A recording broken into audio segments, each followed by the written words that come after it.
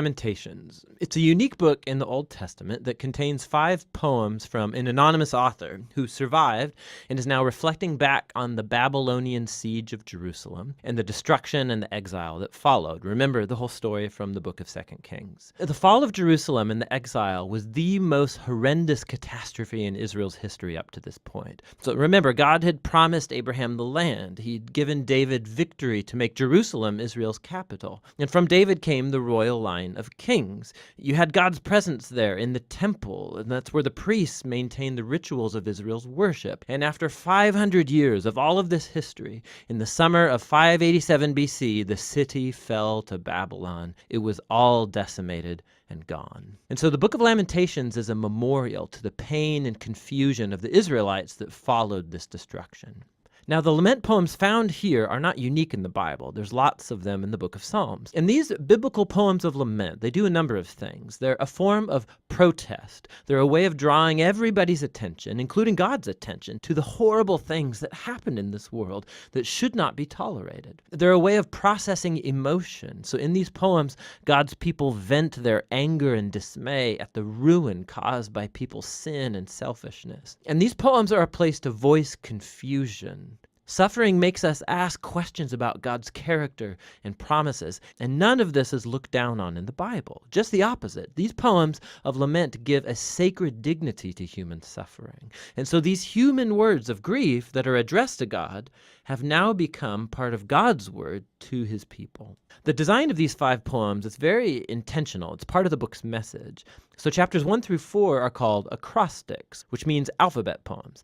Each poetic verse begins with a new letter of the Hebrew alphabet, which is made up of 22 letters. Now, this very ordered and linear structure, it's in stark contrast to the disorder of the pain and the confused grief that's explored in these poems. So it's like Israel's suffering is explored A to Z and is trying to express something that is inexpressible. Chapters 1 and 2 each have 1 verse per letter, giving them a really similar design, but the themes are very different. So chapter 1 focuses on the grief and shame of a figure called Lady Zion. The poet personifies the city of Jerusalem as a widow, also called the daughter of Zion. And she sits alone. She's bereaved of her loved ones, devastated. No one comes to comfort her. It's a very powerful metaphor. And then Lady Zion speaks. She calls on the Lord to notice her fate. And through this image, the poet, he's showing that the city's destruction brought a level of psychological trauma on the Israelites that can only be expressed as the experience of a funeral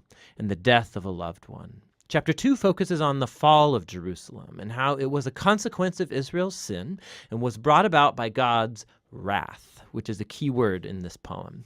Now, it's important to remember that in the Bible, God's wrath is not spontaneous, volatile anger.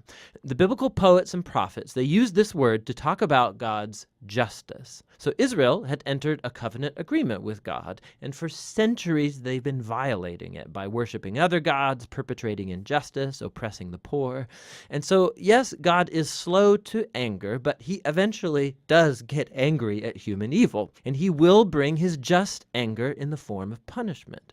In the case of Jerusalem, this involved allowing Babylon to come and conquer the city. And so this poem is acknowledging that God's wrath is justified, but this doesn't keep the poet from lamenting and asking God to show compassion once again. Chapter 3 breaks this design pattern by having 3 verses per letter, so it's the longest poem in the book. And the voice is that of a lonely man speaking out of his suffering and grief as a representative of the whole people. And what's interesting is that this chapter is full of language that's drawn from other parts of the Old Testament, from the laments of Job and from other important lament psalms, and even from the suffering servant poems in Isaiah. And the poet sees his hardship as a form of God's justice, like chapter 2 said. But paradoxically, this is what gives the poet hope.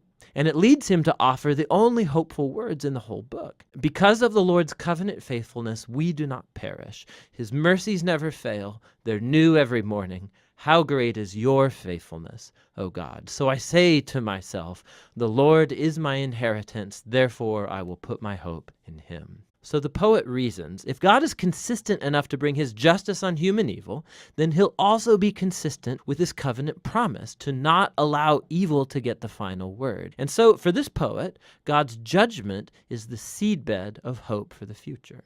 Chapter 4 goes back to the same alphabet structure as chapters 1 and 2, and is a vivid and disturbing depiction of the 2-year siege in Jerusalem. And it contrasts how things used to be in Jerusalem of the past and how terrible they became in the siege. So children used to laugh and play in the streets, but now they beg for food. The wealthy used to eat lavish meals, but now they eat whatever they can find in the dirt. And the royal leaders used to be full of splendor, but now they're famished and dirty and unrecognizable. And the anointed king from the line of David has been captured and dragged away. So the poem's power comes from the shock of these contrasts, and it's exploring the depth of the suffering that Israel brought on itself. Now, the final poem is unique because it breaks the design pattern. It's the same length as all of the other alphabet poems, but the alphabet order is gone.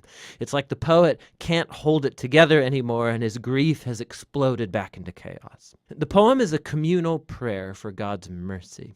Israel begs God not to ignore their suffering or abandon them. And the poem offers a long list of all of the different kinds of people who were devastated by the fall of the city. They ask God not to forget these people, and they lament on behalf of others, giving voice to their pain. Suffering in silence is just not a virtue in this book. God's people are not asked to deny their emotions, but voice their protest, to vent their feelings and pour it all out before God.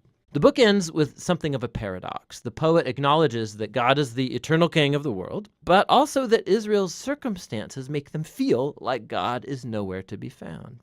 And so the final words of the book leave this tension totally unresolved. It asks, unless you've totally rejected us, and the book ends. The poet doesn't offer a nice, neat conclusion, much like our own experiences of pain and suffering. The story of the Bible doesn't end here, but this very important book shows us how lament and prayer and grief are a crucial part of the journey of faith of God's people in a broken world. And that's what the book of Lamentations is all about.